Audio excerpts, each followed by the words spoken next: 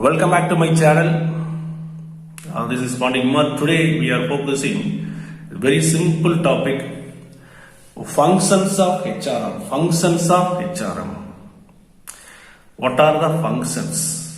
Last class la significance of importance of HRM நம்ம பார்த்தோம். இந்த லெசன்ல பாத்தீங்க அப்படின்னா functions of HRM அப்படிங்கறத நம்ம பார்க்க போறோம். ஃபங்க்ஷன்ஸ்ல ரெண்டு ஃபங்க்ஷன் இருக்கு நம்மளுடைய புக்ல அழகா மேனேஜரியல் ஃபங்க்ஷன் ஆபரேட்டிவ் ஃபங்க்ஷன்ஸ் அப்படின்னு சொல்லிட்டு ஒன்று இருக்கு. மேனேஜரியல் ஃபங்க்ஷன்ஸ் என்னென்ன அப்படின்னு பாத்தீங்கன்னா planning, organising, directing, controlling. Planning, organising, directing, controlling is the managerial function. Operative function அப்படின்னா procurement, development, compensation, retention, integration and maintenance. இது பாத்தீங்க அப்படின்னா ஆபரேட்டிவ் ஃபங்க்ஷன்ஸ்ல சொல்றாங்க.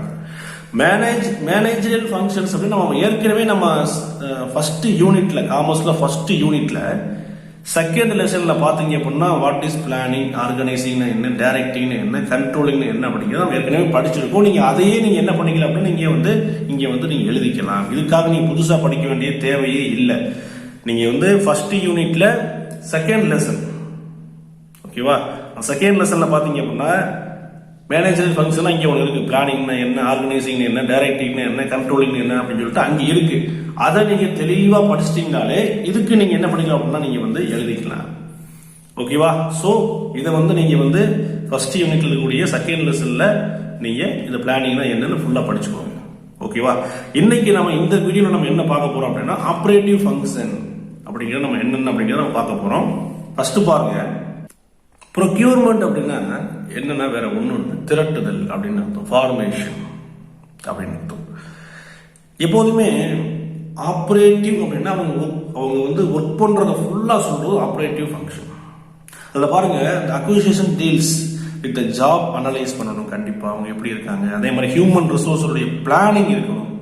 ஹியூமன் ரிசோர்ஸ் பிளான் பண்ண தெரிஞ்சிருக்கணும். அதே மாதிரி ரெக்யூர்மெண்ட் எவ்வளவு ரெக்யூர்மெண்ட் பண்ணணும் தெரியணும். செலக்ஷன் பண்ண தெரியணும். பிளேஸ்மெண்ட் எந்தெந்த இடத்துல எந்தெந்த ஆளை உட்கார வைக்கணும் பிளேஸ்மெண்ட் பண்ண தெரியணும். டிரான்ஸ்பர் பண்ண தெரியணும். ஒரு ஜாப்ல இன்னொரு ஜாப்ல ஒரு இடத்துல இன்னொரு இடத்துக்கு டிரான்ஸ்பர் அப்படிங்கிறது one of the managerial function. அடுத்த ப்ரொமோஷன்ஸ் அவங்களை என்ன பண்ணணும் அப்படின்னா ஒரு ஜாப்ல அடுத்த ப்ரொமோஷன் பண்ணணும். இது பாத்தீங்கன்னா ஃபர்ஸ்ட் ப்ரொக்யூர்மெண்ட்ல சொல்றாங்க is one of the operative function அப்படின்னு நம்ம சொல்றாங்க. ஃபர்ஸ்ட் ஓகேவா, பிளான் பண்ண தெரியணும், அனலைஸ் பண்ண தெரியணும், ரெக்யூர்மெண்ட் பண்ண தெரியணும், செலக்ஷன் பண்ண தெரியணும், பிளேஸ்மெண்ட் பண்ண தெரியணும், டிரான்ஸ்பர் பண்ண தெரியணும், ப்ரொமோஷன் கொடுக்கணும். இது எல்லாம் first one of the first procurement first operative ஃபங்க்ஷன்ல ஃபர்ஸ்ட் சொல்றாங்க. ஓகேவா? அடுத்து நெக்ஸ்ட் செகண்ட் ஒன் பாத்தீங்க அப்படின்னா டெவலப்மெண்ட், வளர்ச்சி, டெவலப்மெண்ட் அப்படின்னு சொல்றோம். இப்ப டெவலப்மெண்ட் பாருங்க, டெவலப்மெண்ட் இன்க்ளூட்ஸ் எதெல்லாம் டெவலப்மெண்ட் சொல்றாங்க. Development includes performance, appraisal. நான் சொல்லியிருக்கேன், அப்ரைசல்னா எவாலுவேட், அவங்க பெர்ஃபார்மன்ஸ் எப்படி பண்றாங்க, அவங்களுக்கு ட்ரைனிங் கொடுக்கறது. எக்ஸிக்யூட்டிவ் டெவலப்மெண்ட், அவளை டெவலப்மெண்ட் எக்ஸிக்யூட் பண்ண சொல்றது. கேரியர் பிளானிங், எப்படி நம்ம எந்த மாதிரி ஒர்க் பண்றது, என்ன செய்யறது, எப்படி பிளான் பண்றது, அப்படி கேரியர் பிளானிங் எக்ஸெட்ரா. இதெல்லாம் எதில் சொல்றாங்க அப்படின்னா டெவலப்மெண்ட்ல சொல்றாங்க. அடுத்து பாத்தீங்க அப்படின்னா காம்பன்சேஷன். காம்பன்சேஷன் அப்படின்னா சேலரி கொடுக்கறது. அது எப்படி அவங்களுக்கு சேலரி கொடுக்கறது. It deals with job evaluation, wage, salary administrations, incentives, bonus etcetera. இது எல்லாம் தெரியணும். ஒரு கம்பெனியில் ஆளு சேர்க்கிறாங்க அப்படின்னா அந்த கம்பெனி என்ன பண்ண தெரிஞ்சிருக்கணும், எவாலுவேஷன் பண்ண தெரிஞ்சிருக்கணும். அவங்களுக்கு வேஜ் எப்படி பிக்ஸ் பண்றது, சேலரி பிக்ஸ் பண்றது. வேஜ் அப்படின்னா டெய்லி கொடுக்கறது வேஜ். இப்ப காலையில வேலை பார்க்கறாங்களா, சாயங்காலம் கொடுத்தா அது வேஜ். ஒவ்வொரு மந்த் முடிஞ்சோன்னு கொடுக்கறது சேலரி. நல்லா நீங்க தெரிஞ்சுக்கணும். ஓகேவா? இப்போ வேஜ் எப்படி கொடுக்கறது, சேலரி அட்மினிஸ்ட்ரேஷன்ல எப்படி பண்றது, சேலரி கொடுக்கறது எப்படி கொடுக்கறது, இன்சென்டிவ்ஸ் ஊக்கம் பாத்தீங்க அப்படின்னா எப்படி கொடுக்கறது, ஊக்கத்தொகை எப்படி கொடுக்கறது, போனஸ் எப்படி கொடுக்கறது, எந்த மாதிரி போனஸ் பிக்ஸ் பண்றது, அப்ப எப்போ போனஸ் பிக்ஸ் பண்றது, இந்த மாதிரி விஷயங்கள் கண்டிப்பா தெரிஞ்சிருக்குன்னு சொல்லிட்டு அவங்க தேர்ட் பாயிண்ட்ல சொல்றாங்க. அடுத்து ஃபோர்த் பாயிண்ட்ல ரிட்டென்ஷன். நல்லா கவனிங்க, ரிட்டென்ஷன் அப்படின்னா உங்க மேல ரொம்ப கொஞ்சம் அக்கறையா இருக்கிறது. பாத்தீங்க, வரல கவனிங்க. This mat possible through health and safety. நம்ம ஒருத்தவங்களை ஒர்க் பண்றோம், நம்ம கம்பெனில ஒரு லேபர் ஒரு 1000 பேர் ஒர்க் பண்றாங்க, அவன் மேல ரொம்ப எப்படி இருக்கணும் அப்படின்னா சேஃப்டி, அதே மாதிரி ஹெல்த், அவரோட ஹெல்த் பார்க்கணும், அதே மாதிரி சேஃப்டியை பார்க்கணும், அண்ட் வெல்ஃபேர், அவருடைய நலம் சார்ந்த விஷயங்களை பார்க்கணும், and quality of work life. எப்படி நம்ம கம்பெனிக்கு வந்தாங்கன்னா அவங்க எப்போதுமே எப்படி இருக்கணும் அப்படின்னா நம்ம கம்பெனியை விட்டு கம்பெனி மேல அவ்வளவு ஒரு அட்ராக்டிவா இருக்கணும், அந்த மாதிரி அந்த மேனேஜ்மெண்ட் கொண்டு போகணும், மேனேஜ்மெண்ட் பண்ணணும் அப்படிங்கிறது வந்து கண்டிப்பா வந்து சொல்றாங்க. அதாவது health, safety, welfare and quality of life work, இதெல்லாம் ரொம்ப முக்கியம். ஒர்க் லைஃப் இது ரொம்ப முக்கியம். அவங்க வந்து போர் அடிச்சிடக்கூடாது, கம்பெனில இவ்வளவு டார்ச்சர் பண்றாங்க அப்படி இருக்கக்கூடாது. எப்போதுமே கரெக்டா வந்து அவங்க மேனேஜ்மெண்ட் பண்ணணும் அப்படிங்கிறது சொல்றாங்க. அது one of the operative function. Next பாத்தீங்க அப்படின்னா இன்டகிரேஷன். இன்டகிரேஷன் அப்படின்னா வெரி சிம்பிள், ஒருங்கிணைக்கிறது. நல்லா கவனிங்க. It is concerned with those activities that aim to bring about reconciliations between personal interest and organizational interest. அதாவது ஒரு லேபருடைய பர்சனல் இன்ட்ரெஸ்டும் ஆர்கனைசேஷனல் இன்ட்ரெஸ்டும் ஒரே மாதிரி இருக்கணும். இந்த ரீகனலைசேஷன் அப்படின்னா என்ன அர்த்தம்னா வெரி சிம்பிள், இவங்களுடைய எண்ணமும் கம்பெனியுடைய இன்ட்ரெஸ்டும் ஒரே மாதிரி இருக்கணும். அதான் ரொம்ப முக்கியம். இப்ப லேபர் திங்க் பண்ணணும், நம்ம வந்து இன்னைக்கு வந்து ஒரு 1000 ப்ராடக்ட் நம்ம வந்து ப்ரொடக்ஷன் பண்ணணும் அப்படின்னு லேபர் திங்க் பண்ணணும். அதே எய்ம் யாருக்கு இருக்கணும்? கம்பெனிக்கு இருக்கணும். இன்னைக்கு வந்து நம்ம லேபரை வச்சு 100 ப்ரொடக்ஷன் நம்ம வந்து ப்ராடக்ட் வந்து நம்ம என்ன பண்ணணும்? ப்ரொடக்ஷன் பண்ணணும். கம்பெனியுடைய திங்கிங்கும் லேபர் ஒர்க் பண்ணக்கூடிய லேபருடைய திங்கிங்கும் ஒரே மாதிரி இருக்கணும். அப்பதான் நல்லா. அதான் பாத்தீங்க அப்படின்னா இன்டகிரேஷன். அந்த aim, that aim bring about realisation அப்படின்னு ஒரு பாத்தீங்கன்னா யாருடையது? பர்சனல் இன்ட்ரெஸ்டும் ஆர்கனைசேஷன் இன்ட்ரெஸ்டும் ஒரே மாதிரி இருக்கணும்.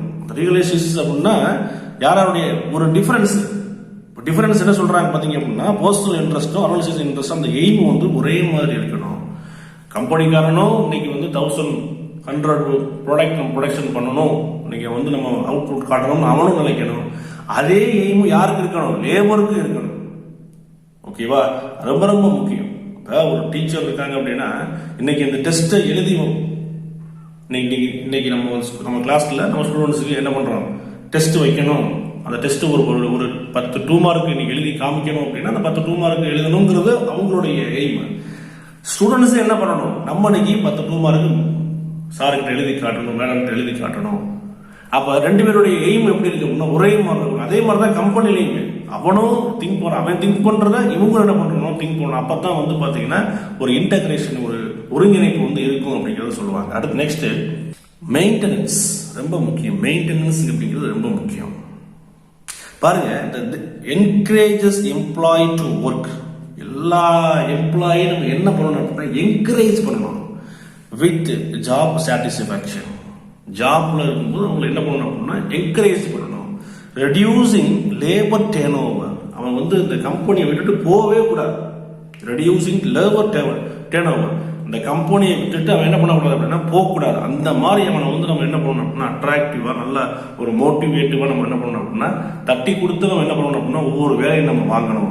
அதே மாதிரி அக்கௌண்டிங் ஃபார் ஹியூமன் ரிசோர்சஸ். அவங்களுடைய எல்லா விஷயத்தையுமே அவங்களுடைய பெர்ஃபார்மன்ஸ் எல்லாத்தையுமே என்ன பண்ணணும் அப்படின்னா எவாலுவேட் பண்ணலாம். அக்கௌண்டிங் கணக்குல ஏற்றணும். எப்படி யாராவது ஒர்க் பண்ற, எத்தனை பேர் ஒர்க் பண்ற, ஒவ்வொருத்தவனும் எப்படி ஒர்க் பண்ற அப்படிங்கிறத அக்கௌண்டிங் ஒரு கணக்கு வச்சுக்கணும் அப்படிங்கிறத சொல்றாங்க. And carrying out audit and research ரொம்ப முக்கியமா. அதே மாதிரி அவங்கள வந்து ஆடிட் பண்ணணும், அவங்கள ரிசர்ச் பண்ணணும். ஒவ்வொருத்தருடைய மென்டாலிட்டி எப்படி இருக்கு, ஓகேவா, எல்லாரும் எப்படி திங்க் பண்றாங்க, இது எல்லாமே ஆடிட் பண்ணணும், ரிசர்ச் பண்ணணும். அவங்கள பத்தி எப்போதுமே ஒரு கம்பெனி லேபரை பத்தின திங்கிங்லே இருக்கணும் எப்போதுமே. அதான் ரொம்ப முக்கியம். லேபர் எப்படி இருக்காங்க, ஒவ்வொரு லேபரும் நமக்கு முக்கியம். ஒவ்வொரு லேபர் 1000 லேபர் ஒர்க் பண்றாங்க, 100 லேபர் ஒர்க் பண்றாங்க ஒரு கம்பெனில அப்படின்னா each and every labours is very important. ஏன் அப்படின்னா அவங்க one of the factors of production. அவங்க இல்லை அப்படின்னா கம்பெனி ரன் ஆகுறது ரொம்ப கஷ்டம்.